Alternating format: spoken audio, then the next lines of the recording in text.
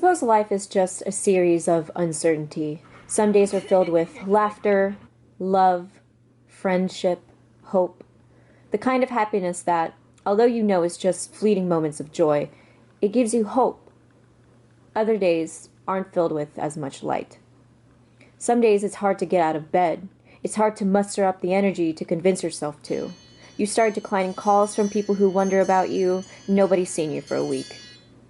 Some days, the sadness is so comforting that you won't even see what's so bad about it. An episode turns into a season, a candy wrapper turns into a nightstand full of junk food, a bad day turns into 2 days, and then a month, and then a year. And all of your memories just become fuzzy. Some days, you don't want to feel the sadness, so you do things to become numb to it, like drinking. Drinking. A hate-love relationship with something that both makes me feel free and confined. Drinking has always made me feel electric. Drunk me is the person I always wanted to be. Happy, funny, fearless. For a short period of time, the screaming voices of doubt and insecurity silences. But I know that in the morning, when I'm conscious and sober, nothing has changed. My problems still exist. At age 21, you've already learned how to swallow your father's whiskey without wincing. You become familiar with the battery-like bitterness drip in the back of your throat from doing white substances. You've become desensitized to danger. You've looked at death in the face and shrugged. There's so many faces of death.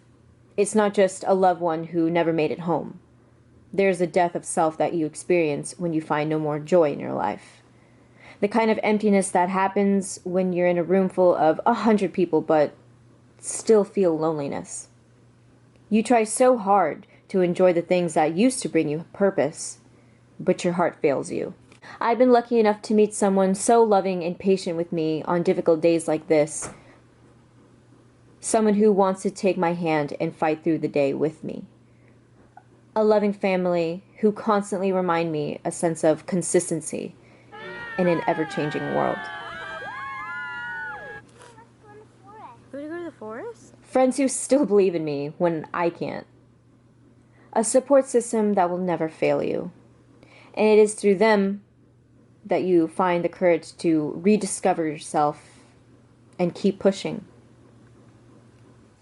And make you believe that these bad days will pass.